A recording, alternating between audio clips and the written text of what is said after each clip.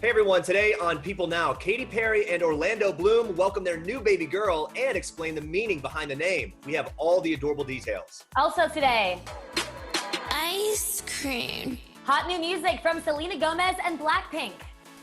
People who live in extreme poverty are really struggling. Duck Dynasty star Sadie Robertson Huff tells us how to unite to fight poverty with a big concert event.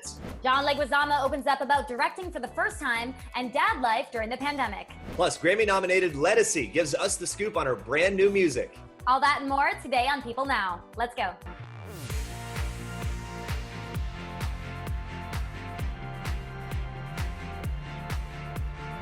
Hey everyone, welcome to People Now. Hope you're having a good Thursday so far. I'm Andrea Boehlke.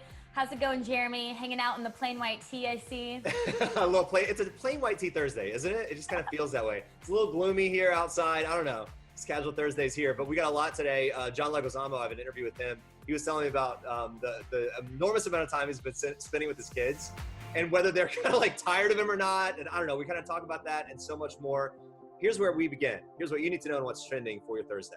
She is finally here. Katy Perry and Orlando Bloom have welcomed their new bundle of joy to baby girl named Daisy Dove Bloom. The couple first announced their daughter's arrival via UNICEF's Instagram page, which was fitting since Katy and Orlando are both Goodwill ambassadors for the charity. They shared a black and white image of their little one holding her daddy's finger while mom holds the newborn's wrist. And do you see the daisy painted on Katy's thumbnail? Very sweet. The post caption reads in part, "We are floating with love and wonder from the safe and healthy arrival of our daughter." This is their first child together, while Orlando also shares a 9-year-old son, Flynn, with his ex-wife, model Miranda Kerr. Although Katy and Orlando did not reveal many details about Daisy Dove's arrival, the new parents acknowledged, quote, "Not everyone can have a birthing experience as peaceful as ours was." And it seems Daisy Dove is already doing some good in the world. In that caption, Katy and Orlando shine a light on how difficult things are right now in the world, especially for parents with newborns, and go on to ask fans to donate to UNICEF in celebration of their new baby girl. Katy first revealed she was pregnant back in March with the music video for her ballad, Never Worn White. Towards the end of the video, she can be seen caressing her belly, and then in the video's final shot, she's turned to the side to show off her baby bump under a sheer skirt. In an early August People cover story, Katy admitted it wasn't until recently that she even felt ready for motherhood. She told us, quote, "I was really terrified of the idea 2 or 3 years ago. It was just like, I don't know how I'm ever going to do that." She also opened up about her approach to motherhood. She joked saying, "I'm the 3 Fs. I'm fun, firm, but fair." Although Katy could not have anticipated welcoming her first child during a global pandemic, both she and Orlando are excited for the next chapter in their lives together, with Daisy Dove along for the ride. Of course, our congratulations to the new family of 3. I scream, you scream, we're all gonna be screaming when Selena Gomez releases the new music video for her song Ice Cream on Friday. Oh yeah, Selena heating things up in this video with the K-pop girl group Blackpink. Let's take a quick look at the teaser, which was posted to Selena's Instagram overnight. Watch. Ice cream. Summer isn't over yet, guys. We are loving this. Selena's driving an ice cream truck, wearing a sailor hat, lots of sprinkles, lots of color, lots of Blackpink. What's not to like here? And the ice cream connection doesn't end with the new song. Selena even partnered on a new flavor with the iconic New York City restaurant Serendipity 3, an institution known for their frozen hot chocolate and elaborate ice cream sundaes. It is so good. She's eating it right out of the carton, just like all of us are doing these days, right? Selena writes on Instagram that she grew up going to the restaurant, so she, quote, "couldn't be more excited to join the ownership team."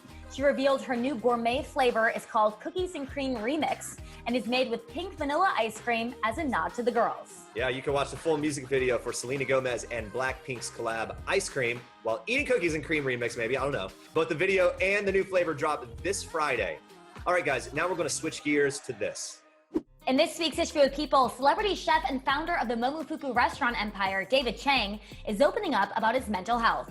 He shares that for decades he has been battling periods of depression, manic episodes, anger issues, and suicidal thoughts brought on by his bipolar 1 disorder. Chang explains that the disease has shaped him in so many ways, and adds that his success is completely tied to his depression. Chang writes about his struggles and progress for the first time in a raw new memoir, Eat a Peach, available next month. In his book, Chang describes first noticing something was off in high school. After trying to seek help a few times, he decided to move to Japan. After years of boundless energy, he began fixating on suicide and decided he would try to make it look like an accident. After returning to New York from Tokyo and living life on the edge, things started to look up for him. But Chang reveals that although things were going well, his depression continued to morph and adapt. So in 2004, Chang found Dr. Elliot online. He says he's really lucky to have him and says that Dr. Elliot has kept him alive. That same year, he opened a Momofuku noodle bar, which would eventually make him one of the most celebrated chefs in the country. Chang explains that the loss of his dear friend Anthony Bourdain helped push him to write his memoir.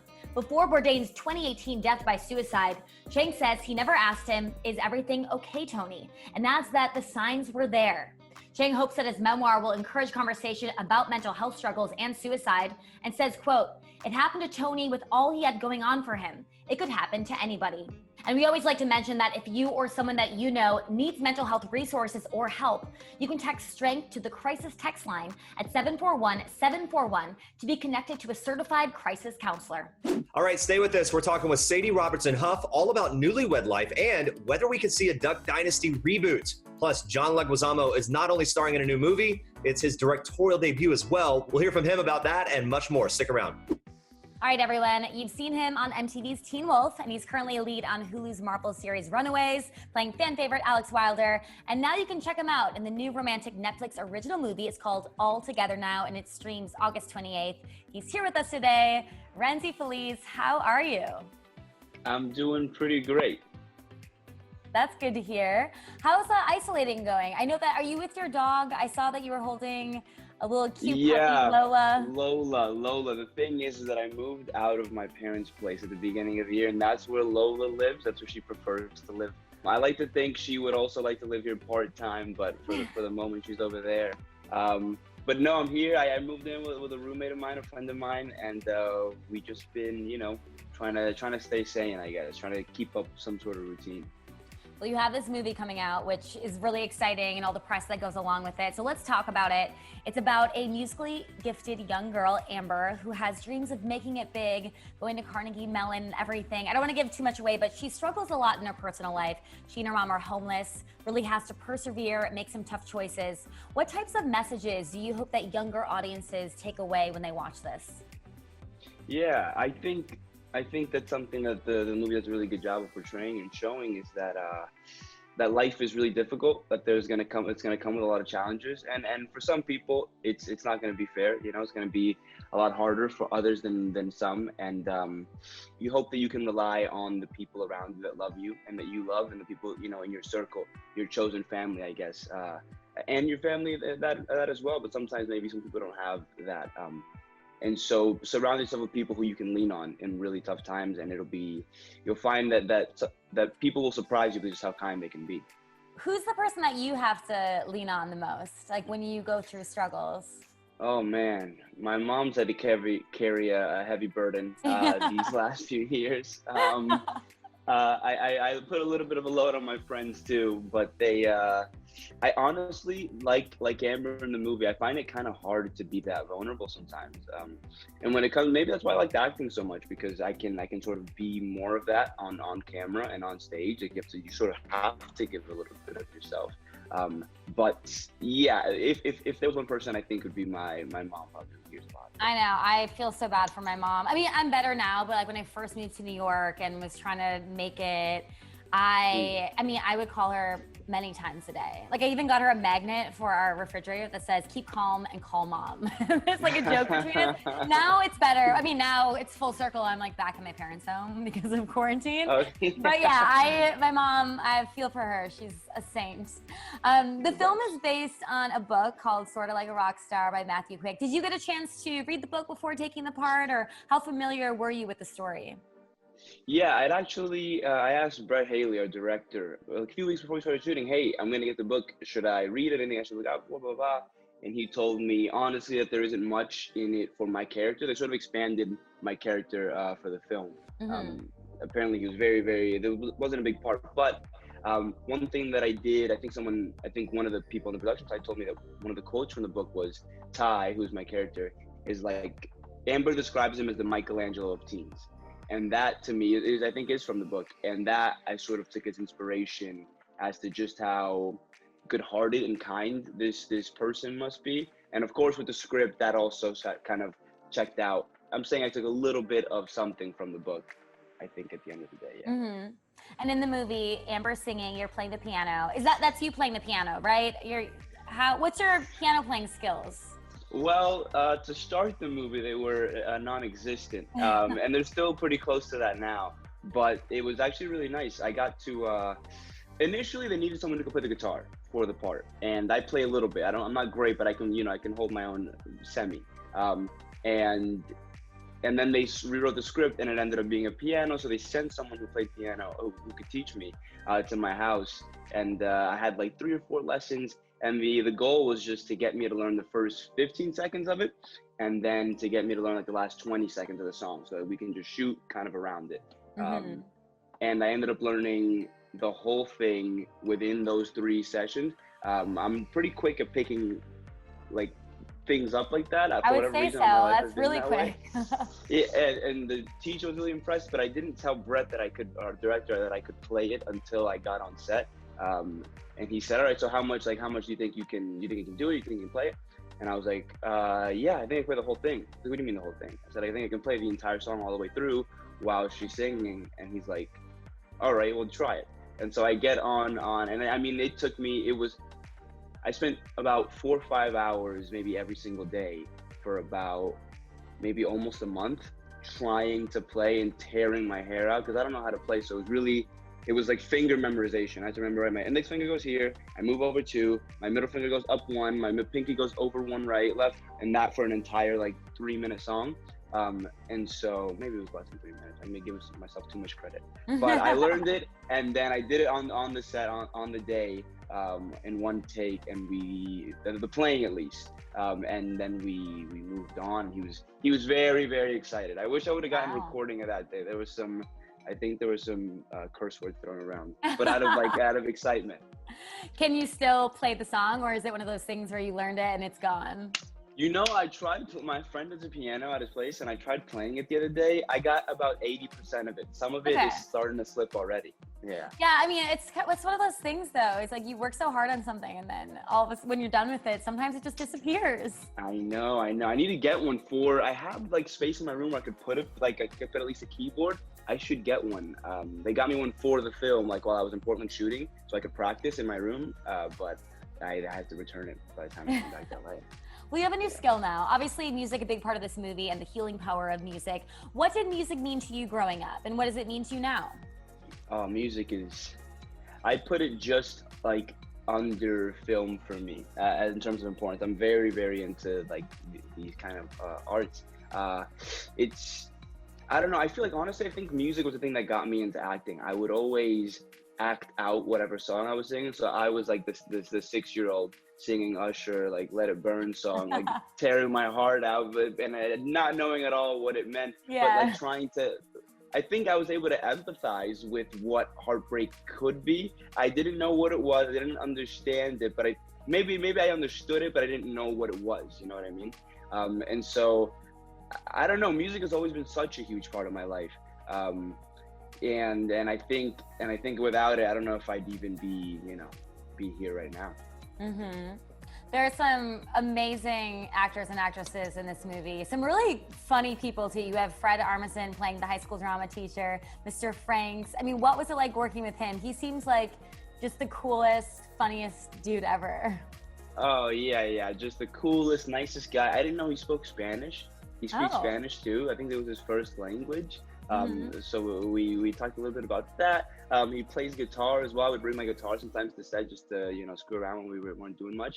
Just the nicest guy, the coolest dude. And when we get on set, of course, then he's riffing and he's improvising here and there and making up a bunch of jokes. Thank you so much for dropping by and talking with us. Congratulations on the movie. And everyone at home, you can check out All Together now. It's streaming on Netflix on August 28th.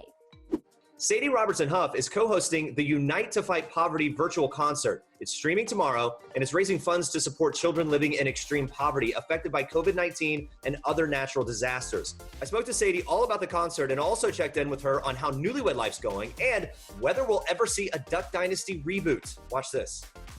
Great cause, obviously. How did you get involved with this, and why are you so passionate about it? Yeah, so I've actually done a lot of things with World Vision and love what World Vision does. I've also sponsored kids from Compassion and done different things with Food for the Hungry. And so this is like an event where all three come together, which never happens. That's like actually unheard of, but it's so powerful that it is happening. And so I've always loved what all of them do, and now they're coming together. And, you know, because of COVID, everybody's struggling, but people who live in extreme poverty are really struggling. There's like over 100 million kids who are now fighting more hunger than they previously had been, and that it was already bad. And so it's just amazing to get to join what Compassion and World Vision and Food for the Hungry are doing on this one night where we can literally unite to fight against some of the poverty happening around the world. It's amazing how it can impact you the more you hear some of these stories. Have you had any encounters like that or heard stories through this process of being a part of this particular event that have impacted you? Yeah, you know, I've traveled around to a lot of different countries and gotten to see, you know, what it looks like to live in extreme poverty and, you know, do my part in helping the best that I can. And I know that we can't fix the whole problem, but we can help at least help certain situations and families.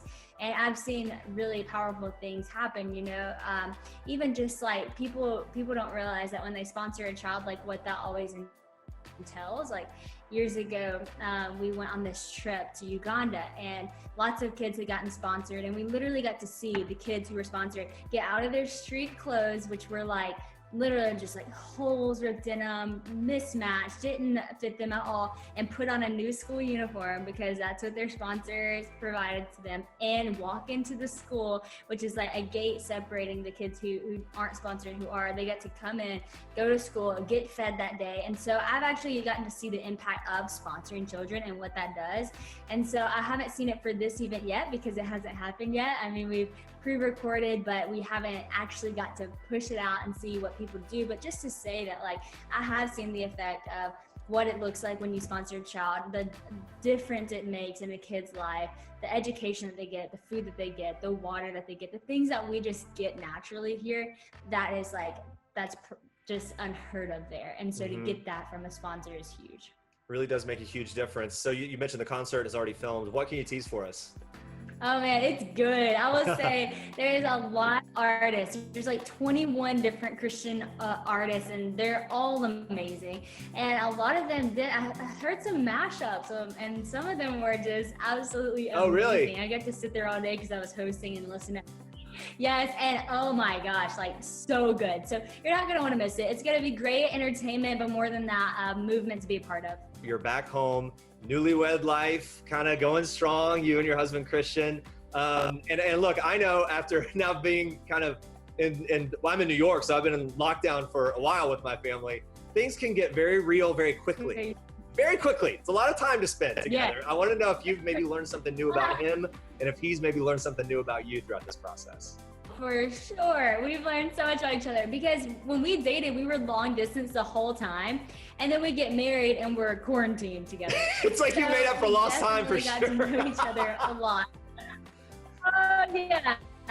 Made up for all lost time. But no, it's been so fun. I think if we're gonna like get married, like this was actually an amazing time to do it because it's like you get to know each other so fast. One other thing I wanted to talk to you about, because you recently posted about how your husband confronted two men who were laughing while you shared a personal story. And you were kind of being in the public eye, obviously that comes with a lot. I guess, has it felt good for you to have, you know, when it comes to your relationship, to have someone standing in your corner like that? Yes. Oh my gosh, it's amazing. It's the best because I feel like a lot of times when you know, have a big platform or you're doing something with the stage involved, it can feel a little isolating and just like, I don't know, you can just start to feel like, oh man, does anybody get just the pressure or whatever? Not that so many people don't, because so many people do, but that's just kind of the lie that you can tell yourself. But having a man in my life who is so strong and so confident and just defend me in moments like that, like it was the best moment ever. I just saw him walk over, tapped him on the shoulder, and I'm like, he's got it taken care of. And you know, I didn't have to go home that night and be like, oh, don't laugh at me. Like he took care of it. It was awesome. Oh, that's great. And look, you mentioned earlier, you got a lot of, here comes the obligatory question. You've got a lot of family members that have had kids. I wonder what your forecast is for family. Not that you have to, That's obviously an annoying question, but we were just wondering. That is the question that I get every day of my life. Like every time, I mean, it's so funny. Like I'll be like, Mom, I have to tell you something. And then she'll be there and I will just watch her take a deep breath. Okay, what are you gonna tell me? And I'm like, I'm not pregnant. Like every single time we talk, she thinks I'm pregnant. We'll see. I'll just surprise everybody when that happens. We will be waiting over here. Let us know first, okay? Even before your family. Speaking of your family, we obviously all know you from Duck Dynasty. It ended 3 years ago. It's the age of reboots. Any chance that we would see a reboot of Duck Dynasty? Man, I mean, I don't know. That would be so fun. We've all gotten a lot older. Like we said, some of us have kids. My grandparents have gotten older. My parents are doing new things. And so it would be fun. I mean, it would be a fun, like, new season to do it. But who knows? This year's so crazy. I don't know. I'm taking that as a maybe. You can take that as a maybe for sure. You can watch Sadie co-host the Unite to Fight Poverty virtual concert Friday, August 28th at 8:30 p.m. Eastern on YouTube, Facebook, or the Daystar Television Network. And to learn more or donate, you can go to unitetofightpoverty.org or text UNITE to 44888.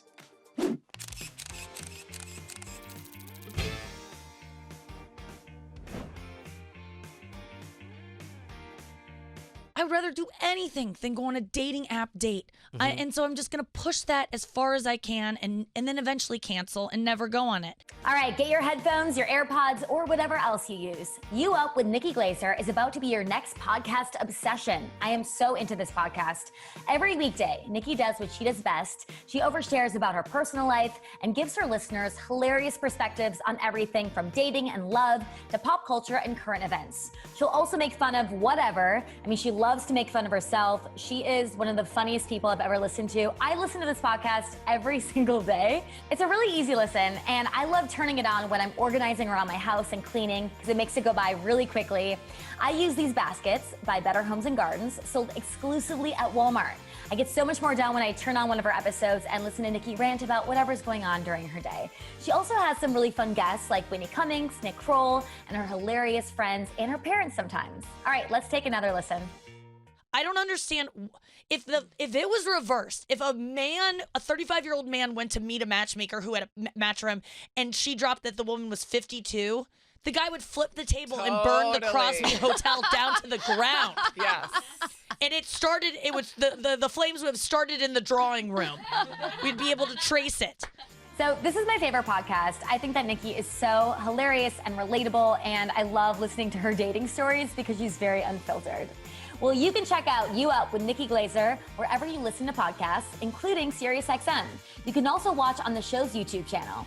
And visit walmart.com/BHG for all of this and more fun home decor. All right, guys, gearing up for the release of her new independent album, The Wild Card. So excited to be joined now by singer-songwriter Lettucey. It's good to see you. Thanks for joining me today. Good to see you as well. Thanks for having me, Jeremy. Bright and early in LA. Look, the life of a musician is a good life, but during pandemic and all this that's been going on, how have things been going for you?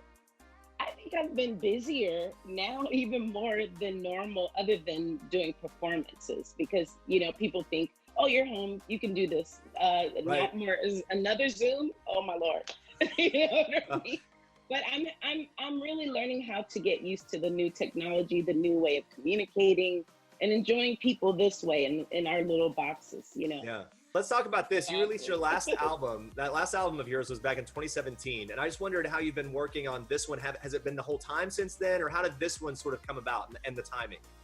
Well, I worked on this one for 3 years total. I knew what the imagery was before I even started the music. I knew the vibe of the music that I wanted. I wanted the soulful, kind of nostalgic feeling of different versions of soul music in either this era or back in the 70s or the 90s, all over the place. So I knew what I wanted. And I think, but I knew how I wanted to look. I had to have that afro in the front of my cover. And it's just been a ride learning about, I'm producing now again, like I used to. Because of the pandemic, I had to learn how to engineer again. Oh my goodness. Studying the technology. I had to order my microphone and record in the closet it's just been adventurous, this project, you know what I mean? Yeah, it sounds like a journey, and I would imagine in some ways you probably feel more connected to this one in terms of like the blood, sweat, and tears that went into it. And I know that this album was released independently of a record label. Other than the things you mentioned, what is sort of the biggest difference in the creation of it and the releasing of it without the label? I think now I had to make decisions with what's going to be the single. I've never done that. I would imagine that's tough because you're like, I love the song, but does everyone else love the song, and what's going to translate? Right. I didn't know, like, what do I do? Do I have to decide? I thought usually someone else does that. They're like, but you're the CEO. You have to decide what's going to be the single. Other thing is money. You have to spend your own money. Yeah. You know You probably think about every decision a little more, right? Exactly. Like, hold on a second. Let me bring this account up real quick. No, we don't need extra artwork. And actually, that photograph looked great. Right. You have to do more. You have to spend it, and you're like, I don't know if I want to spend that. Well, I know that you've talked about this, that Prince once told you to leave your label. And I wondered if and now it's happened, you've done it. And I wonder if that's the only advice that he ever gave you. Are you happy that you finally listened to him on that particular piece? Well, he was all about ownership and doing your own thing. And, you know, his journey through labels and then figuring out how to have some ownership of your legacy. See, my parents never had that. So this is the first time I get to say to my parents, you know, well, my mom's still living, to tell her, Mom, this is part of our legacy. You know, we have some ownership. So he was always saying that and always look fresh and look like a star. He always wanted me to be kind of like Patti LaBelle and always have my nails done. You know, Patti don't play with her glam. You know, well, you're channeling that. You've got the glam look right now. You're doing it. And she had the hair and stuff. So he was always about, you know, he loved Patti LaBelle. So his thing was like dress like she does. And you know, and when I met Patty, she was like, you kind of look like me. You know what I mean? It's like the weirdest weird thing. And their birthdays around the same time too. Wow, that's pretty crazy interesting. Connection. Right, exactly. Well, last thing about Prince, it's just fascinating as someone who sang with him, knew him. What would we be maybe surprised to learn about Prince? He read a lot of books. He studied. He watched television. He was like a big nerd. He's really smart, incredibly smart. I mean, you can see that a little bit, but what surprised you is that he's very aware of what was going on every time.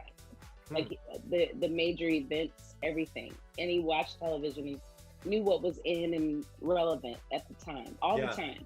And he wouldn't show that a lot. Very nerdy, like a nerd. I love it. Prince the nerd. Love it. Now, back to you. You filmed the music video for Anything for You during quarantine, and that must have been a particular challenge. Not to mention that you're kind of doing it on your own, but then it's during all this. It was at the top of COVID too. We needed a video for the song. The song had taken off, and we were like, wow, okay, we got to have a video. How do we do this? And I didn't want to do it in my home. Let's go to the place where it looks kind of vintage. And I knew my husband actually filmed it. My producer, Rex Rideout, executive producer, he and I executive produced. He knew the guy at the studio. The guy cleaned the whole place out. And I mean, it's social distancing, like we had to yell for him, we're done, you know? So it was just my husband and I, you know, we lived together, so we're good. We knew each other, but he was so protective of the space because I had to at times not wear my mask when I would perform the song. So my husband it was just a one-man show. He did the lighting and the setup of it, and he edited it at home. So luckily I live with someone who knows how to do that. By the way, I saw that you guys, your husband posted about your anniversary back in May, right? Yeah, sweet wedding picture up there. Yeah, I saw it. Looks like lucky you've got a man who knows the technical stuff and can kind of do all that stuff as well. What's the biggest lesson learned this many years into marriage? I think for me being married, I've learned, because you're an artist, you know, we're a little selfish. We have to share more. I've learned to really have a fun time sharing and just communicating better.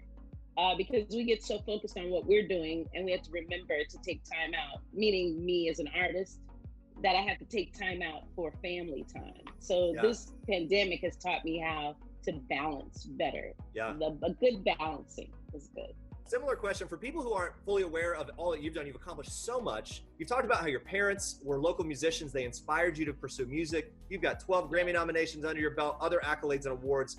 What goes through your head when you think back about maybe your younger self, when you were just getting started? What would you tell that version of yourself if you had to go back? Wow, great question. As you are, you'll be fine. As you are, you will be fine. Don't try to edit yourself. Be all of that. Yeah, that's what I would tell myself. Yeah. That's so good. Well, Leslie, it is a pleasure to talk to you. You're such a light, and I really appreciate your energy and the good vibes you bring, and your music is incredible. Oh, thank you for that, man. That means the world coming from you. Thank you. And it's been fun. You're the greatest questions. You should do this for a living. I should do this right, yeah, definitely should. And guys, if you're watching right now, everybody make sure you can check out her new album. It's called The Wild Card on Friday, August 28th. Check it out. Now, people, this is going to be very basic for some of you.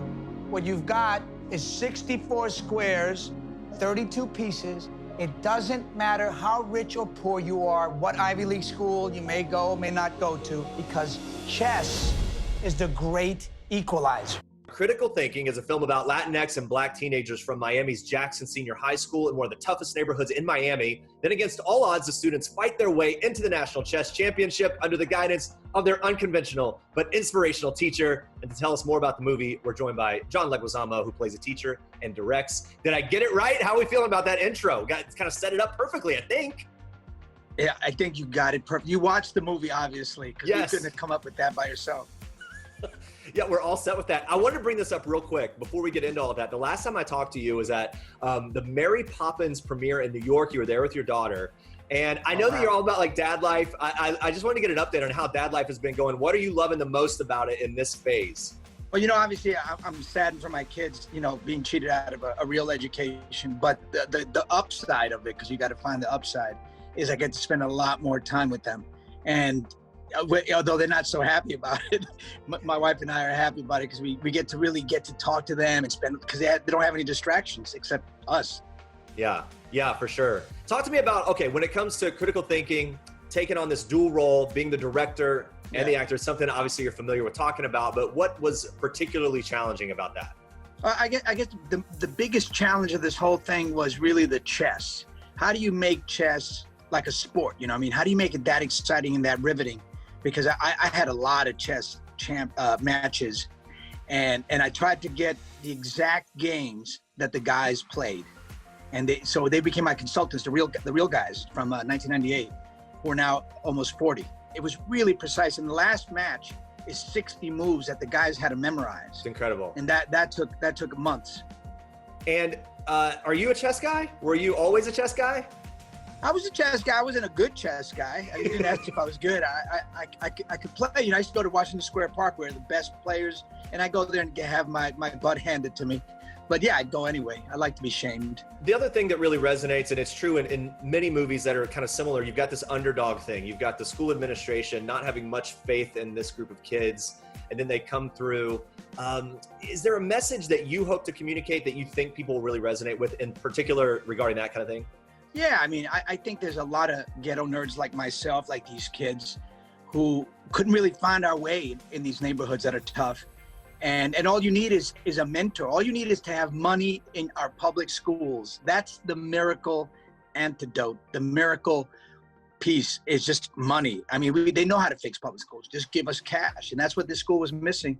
And then you find this one teacher who sacrifices everything to get these kids the supplies, the knowledge, the time, the space to feel free and to be themselves. And you know, play this sort of mentor character. That's exactly what kind of plays out. And then I would imagine on set as a director, you kind of become a mentor as well in real life.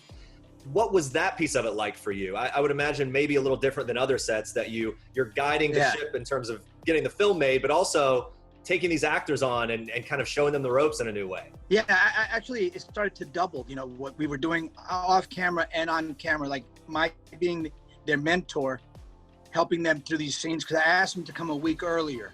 You know, that's unheard of for independent films.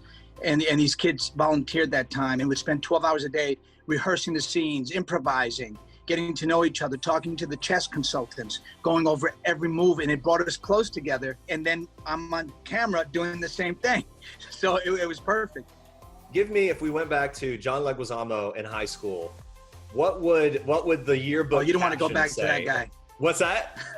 You don't want to go back to that guy. Yeah. I was a troublemaker. I was having a hard time. You know, I was just one of those problem kids, you know, and I would disrupt the class. I would make the class laugh. I would lock teachers out of the room. I would stuff the water fountain so they would shoot teachers' toupees off. I was that guy. But I apologize to all those poor teachers who had to suffer through me. I think part of it too is as being a Latinx person, you just don't see yourself reflected in the history textbooks, in the literature. It's always all these white guys who did everything, and it's not true. I mean, I did this show called Latin History for Morons, and I found out that we Latin people fought in the American Revolutionary War. We were 1 in 8. We had generals. 3,000 Puerto Ricans, Cubans, Mexican Americans, freed slaves, pushed the British out of the South and saved the Patriots in the North.